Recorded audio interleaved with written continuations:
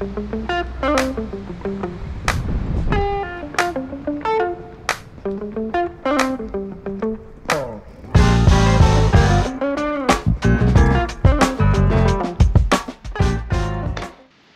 à tous, bienvenue dans le van tour du joli bar ambulant, style années 30. Et on est content du coup de vous le présenter après 2 mois de boulot dessus. Comme vous pouvez le voir, on n'est pas dans notre atelier habituel, vous l'avez sûrement su, on a déménagé. Donc je vous montre vaguement où on est. Donc on est sur Sarriang, maintenant on sera plus sur Carpentras, à 10 minutes de Carpentras. C'est ici que tout va se passer maintenant, on est en pleine installation. Et avant le van tour, je vous montre vite fait où on est. Donc il y aura énormément de rénovation. Ça c'est l'atelier principal. Donc là c'est encore vide, mais on a 300 mètres carrés d'atelier principal. Donc c'est ici que vos camions seront faits. Mais à partir des 2 gros bâtiments, plus tout le linéaire, plus ce bâtiment là, vous êtes chez Vanwood. Donc on vous montrera évidemment les travaux, tout ça au fur et à mesure. Et pour l'instant on revient sur le van tour de notre bar ambulant. C'est parti pour le van tour, allez. Alors les ouvertures ont été faites par un carrossier extérieur. Nous, on nous a livré le camion, les ouvertures étaient déjà faites. Et bienvenue dans le bar ambulant de Stéphane. Waouh, c'est beau. On a joué le jeu à 100% parce qu'on a adoré le concept du projet. On nous a laissé une carte blanche, donc on remercie encore le client pour ça, parce qu'on ne peut pas mieux s'exprimer qu'avec une carte blanche. On avait juste cette ligne de conduite des années 30 et vu que c'est des années en plus qu'on adore, on a joué le jeu à fond. Donc je pense que normalement c'est réussi. Pour ceux qui connaissent un peu les années 30, je pense qu'on y est. On a voulu volontairement que de la lumière jaune pour garder un maximum de chaleur et pas tout éclater avec de la lumière blanche. Donc je pense que ça marche suffisamment bien. Après c'est plein de petits détails, on va te les montrer au fur et à mesure. Allez, on va faire comme si on commençait par la partie travail. Donc, immersion pour le barman. Bienvenue. Pour commencer, vous l'aurez remarqué, on a mis du motif absolument de partout.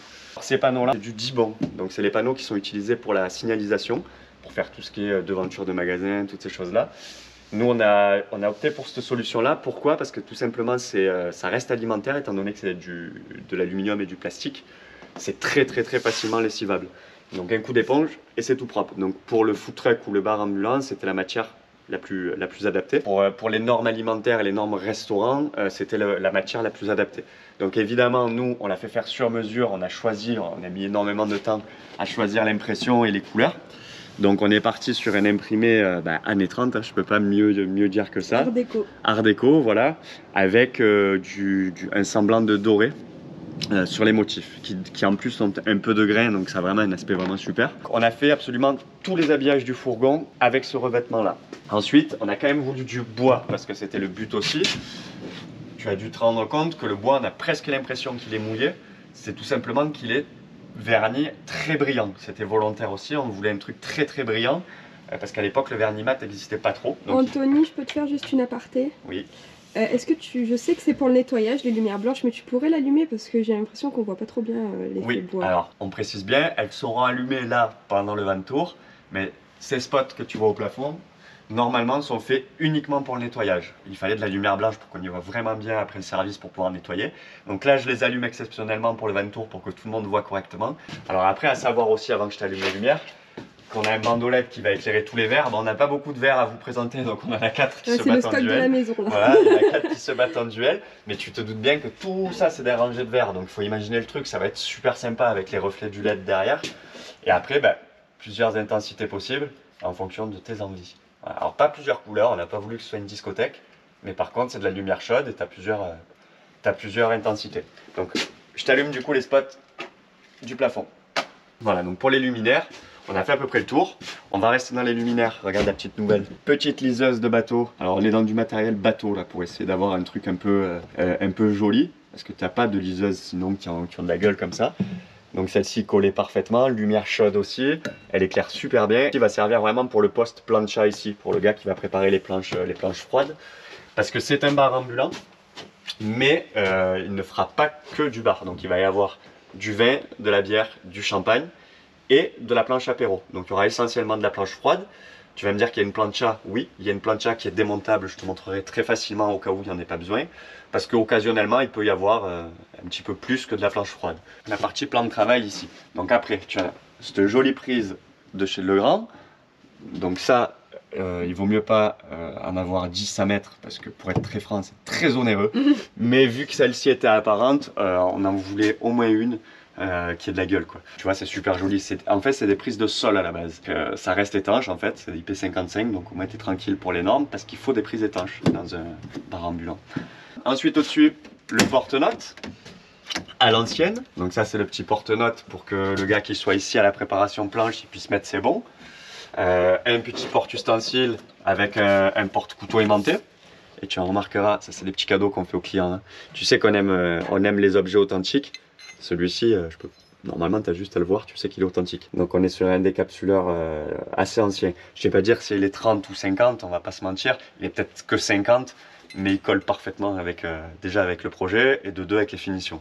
Donc, lui, cadeau client. Voilà. Du coup, notre jolie plancha pro, électrique, parce que tout le camion est en électrique, mais il y a zéro gaz sur ce camion, tout est en électrique. Donc, il y a une grosse installation, on y viendra, et il y a la possibilité de se brancher pour faire fonctionner les gros appareils. Donc ce qui est plancha, tout ça, on a un commutateur, on t'expliquera un peu mieux quand on y passera dessus. Tu auras remarqué aussi que tous nos plans de travail sont couleur dorée, brossée. Donc ça, c'est pareil, on est sur du Dibond. C'est exactement la même matière que tu as sur les habillages, sauf que ce coup-ci, on a réussi à en trouver en finition dorée brossée. On voulait absolument des plans de travail dorés pour respecter le thème, et je suis très content, ça a fonctionné. Idem sur les habillages des montants. Par habitude, dans des fourgons aménagés, on fait de la feutrine. Sur ce camion-là, on a voulu, encore une fois, se rapprocher au maximum de ce qui se faisait dans les années 30. Et on voit tous les canapés Chesterfield. On voit tous ce style de canapé, tu sais, avec les boutons, voilà, en simili-cuir ou en cuir un peu patiné. Et on voulait aussi avoir cette touche-là dans le camion parce que ça se mariait super bien avec le reste. Donc du coup, Valentine nous a fait voilà, tous les habillages. Alors c'est beaucoup plus technique à travailler qu'un habillage en feutrine, mais on s'est bien débrouillé. Valentine s'est bien débrouillée, on a réussi à faire quelque chose de sympa. Donc on a revêtu les caches aussi où derrière on a tout ce qui est optique et pour changer les ampoules en fait des feux. On en voit très peu parce que tu vois que cette partie là. On s'est aussi fait quand même le derrière des frigos, même si personne ne le voit, ça a été fait. Et on a cette partie là, le bout de cloison de séparation. Aussi cette partie là, la cloison de séparation qui elle pareil, étant donné qu'on avait un petit morceau visible, on voulait aussi le recouvrir de cuir. Pour les parties cuir, tu as à peu près tout vu. Ensuite, on va rester de ce côté-là, on va passer sur les meubles. Donc là, du rangement, du rangement, du rangement. Voilà, donc là, c'est uniquement un grand volume de rangement pour pouvoir stocker un peu ce qu'ils voudront, du matériel, des ustensiles, un peu de denrées alimentaires. C'est que je t'avais dit que la plancha était démontable. Elle est volontairement démontable pour être enlevée facilement vu qu'elle ne va pas servir à chaque fois. Et sur le dessus, dans la plancha, on a mis des inserts dans les pieds de la plancha. Et dessous, on a fait des grosses molettes que tu enlèves à la main, que tu serres et que tu desserres à la main, qui viennent se visser dans la plancha, ce qui fait que ta plancha elle est fixe, tu n'as aucun risque en roulant, ce qui est quand même le but, mais tu peux en dévissant ces 4 molettes sans aucun outil, l'enlever très facilement. Et étant donné qu'elle est électrique, bah, tu n'as rien à défaire, tu as juste à débrancher la prise.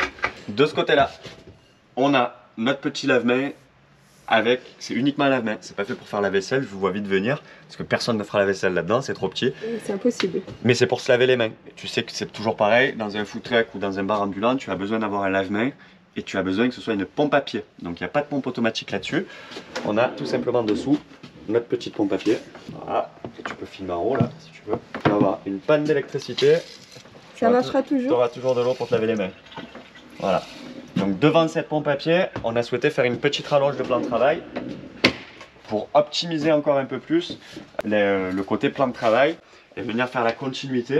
Et si tu veux travailler les portes ouvertes, tu peux être assez à l'aise et surtout que le gars qui a la planche, il aura besoin sûrement de s'étaler un peu. C'est un élément de plus et ça peut faire également le comptoir si tu as trop de monde ici, tu veux servir par là. Ou si tu as un serveur par exemple, ça peut arriver sur des événements privés. Qu'il ait un serveur qui aille servir justement les gens en planche apéro, tout ça, là ça fait un passe-plat quoi. Donc le serveur il se sert, paf, il part à sa table et il évite de passer par l'accès client. Donc ça c'est vachement important et c'est bien de l'avoir. Ensuite dessous, pendant qu'on y est, tu as notre petit... Alors là, tu as le réservoir d'eau. Donc ça, c'est de la fausse façade, en fait, ces deux-là. C'est uniquement pour cacher notre cuve d'eau propre. Donc voilà, là, tu as le petit jerrycan pour les eaux usées et toute la plomberie qui est cachée là derrière. Et l'accès au jerrycan d'eau sale qui, lui, est raccordé uniquement au lave-mains. C'est juste un petit jerrycan pour le lave-mains. Voilà. Ensuite, côté extérieur, on a voulu éviter d'avoir encore un trou supplémentaire sur la carrosserie. Donc ce qu'on a fait, c'est qu'on a mis le remplissage de la cuve d'eau propre ici, directement.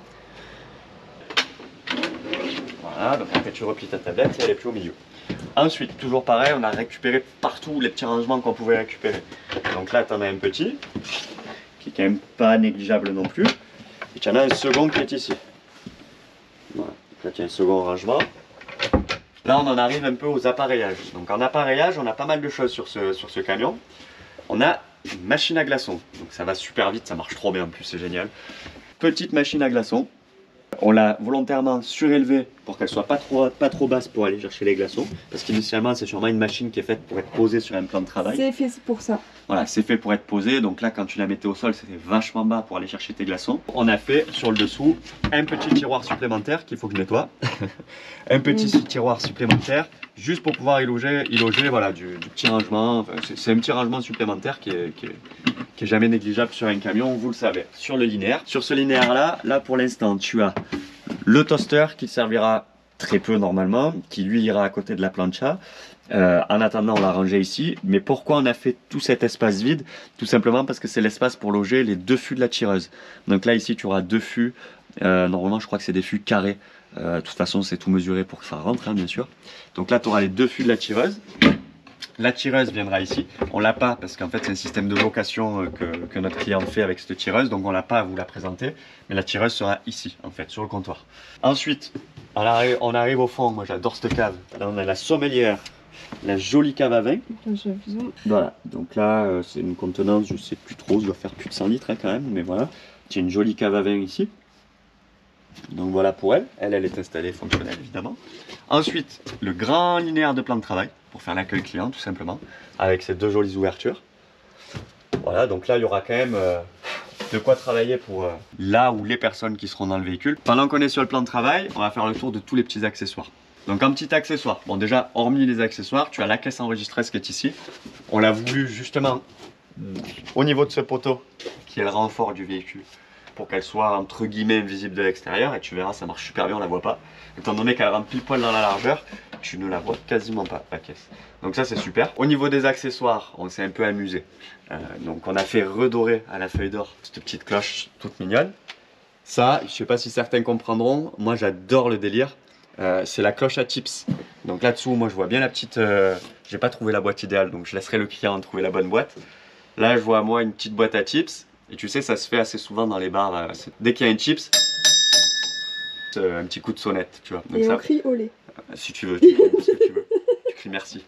Donc voilà, la petite cloche, c'est un petit clin d'œil, c'est un petit détail. Elle n'est pas obligée de rester, mais moi je l'adorais, tu vois. Puis le fait qu'on l'ait redoré à la feuille d'or, elle colle avec le reste. Et puis je trouve ça très rigolo, tu vois, d'avoir un coup de cloche à chaque tips. En plus, il y a les petits oiseaux. Les petits oiseaux qui te regardent, qui surveillent le camion. Après, vu qu'on aime bien tout ce qui sonne, on a encore mis une petite cloche. Ça, c'est pour le client un peu pressé qui appelle le serveur. Excusez-moi, excusez-moi. Elle est où ma bière? Elle est où ma bière? Donc celle-là, ouais, elle est complètement étreinte. Alors elle n'est pas fixée, elle sera posée parce que pareil, elle peut être déplacée. Le client fera un peu ce qu'il veut. Ensuite, dans la petite déco, il pèse une tonne. Ne le fais pas frotter. Un lutrin. Donc un lutrin, pour ceux qui ne connaîtront pas, soit mettre une partition de musique, soit mettre un menu ou quelque chose comme ça. Nous, en l'occurrence, il va servir mais ça, c'est pour le porte-menu. Hein, parce qu'il y a marqué cookbook dessus. Il est très très beau, c'est pareil, il est d'époque, tu vois, il est tout en fonte. Tu vois, il est écrit, il est signé, ça vient d'Angleterre. Donc ça, c'est un petit objet qu'on a réussi à chiner, qu'on a adoré, avec son petit plexi dessus. Lui, voilà, c'est pareil, il ira un peu où le client a décidé qu'il ira. Hein. Mais je trouvais ça assez sympa pour faire un petit rappel de sa carte ou quelque chose comme ça. Puis l'objet en lui-même est très beau. Pour cette partie-là, tu as à peu près tout vu. Les arrangements de verre suspendus. Évidemment, les verres seront enlevés à chaque fois que le camion va rouler, sinon il y aura de la casse, mais ça, tout le monde est au courant. Par contre, quand tu es à l'arrêt, c'est vrai que c'est une super gueule. Et tu remarqueras, je me suis même embêté à trouver des trucs sympas avec une forme un peu art déco. Ouais. Si tu as vu la forme que ça, quand tu les mets à côté, c'est très art déco. Donc, bah voilà, il n'y a rien de compliqué. Hein. Verre à champagne. Voilà, tout simplement. Merde. Donc, ça, c'est vraiment génial. Pour continuer sur ce linéaire-là, meuble haut qu'on a fait un meuble haut sur toute la longueur, notamment pour pouvoir mettre les verres suspendus et aussi pour profiter un peu plus de rangement. Donc là tu as 2 grands rangements fermés de chaque côté et c'était trop cloisonné, donc on a décidé de laisser ouvert ici. Ici tu sais, ça peut être pour tous les trucs pratiques parce que de toute façon cette partie là il n'y a que la personne qui va travailler dedans qui va l'avoir. Pour tout ce qui est que tu as besoin en permanence. Tire-bouchons. Mais voilà, des tire-bouchons, je sais pas, ça peut être plein de choses. Donc tous les trucs pratiques. Des chiffons. Tous les trucs que tu as besoin d'attraper systématiquement pour que tu évites d'ouvrir un placard à chaque fois. Ben voilà, on a fait volontairement quelque chose d'ouvert ici. Ensuite la continuité du meuble haut, donc une seconde ouverture ici qui est quand même assez conséquente. Pour continuer sur les hauteurs, Valentine nous a fait 2 rideaux en simili-cuir qui donnent un accès à la capucine. Même la capucine est finie, hein, on allait jusqu'au bout, voilà, c'est habillé en feutrine. Voilà. On a voulu que cette capucine reste accessible pour pouvoir ranger tout ce qui était nettoyage. On n'a pas besoin de les voir, on n'a pas envie de les voir de toute façon en général. Donc voilà, on a fait un système avec un petit rideau comme d'habitude. Pour la partie capucine, du coup, elle est exploitée au maximum. Ensuite, on en vient à notre belle applique, j'en suis fan. On est sur une vraie applique des années 30. Sauf que celle-ci n'avait plus 1 gramme de dorure sur les parties en peau, parce que c'est de la peau, ça. Je l'ai déjà dit, les véganes, ils vont pas trop aimer. Mais bon, le lustre, il était là avant les véganes, crois-moi. Donc voilà, nous, il n'y avait plus 1 gramme de dorure. On pouvait deviner qu'il y en avait encore un peu. Donc on a décidé de la refaire faire à notre doreur. Donc ça a été redoré à la feuille d'or. Et il a eu la très bonne idée de nous faire les roses qui n'étaient pas dorées. Et on a accepté tout de suite parce que l'idée, elle était terrible. Ouais, ça rend super bien. À la base, c'est 2 appliques d'angle qui ont été tout simplement regroupées, réassemblées entre elles. C'était pas du tout fait pour, mais ça marchait très bien pour pouvoir retrouver un plat derrière et que nous, on en fasse une seule et même applique. Et c'est une gueule terrible. Je suis fan de cette applique. On a fait remonter à Rémi, l'électricien, des douilles pour sécuriser quand même le luminaire parce que tout était d'époque, donc on a refait toute l'électricité dessus. Mais on a quand même, je sais pas si tu vas aller voir, on a quand même joué le jeu, on a mis de la vraie douille style ancienne, tu vois, de la douille en laiton super jolie, et 2 toutes petites ampoules en 12 volts, parce qu'évidemment c'est des lustres qui ne sont pas en 12 volts à l'origine. Donc en fait on a trouvé la petite combine, tu achètes des ampoules en 12 volts et du coup ton lustre fonctionne en 12 volts. Donc voilà, pour la petite applique, ça marche trop bien avec le thème du camion, donc c'est plutôt cool. Ensuite, petite prise 220 volts ici qui peut toujours servir. Notre armoire électrique de ce côté-là. Donc voilà, nous voilà sur notre panneau de contrôle, comme d'habitude, le GX Touch, avec du coup toutes les infos ici. Donc le bouton on-off général, Valentine nous a fait un effet matelassé, donc tu vois si je mets ma main, tu le ressens bien que c'est matelassé. On a mis de la watching derrière pour faire cet effet un peu canapé et pas faire quelque chose de lisse. Donc ça marche assez bien, je trouve que c'est plutôt sympa. Le compartiment électrique de Rémi avec le multiplus, le servo GX, tout le matos pour le solaire, le régulateur solaire, les disjoncteurs, les coups de batterie, voilà. La petite usine électrique qui est ordonnée au chausse-pied par notre cher électricien. Ordonné au chausse-pied. Ouais, rangé au chausse-pied.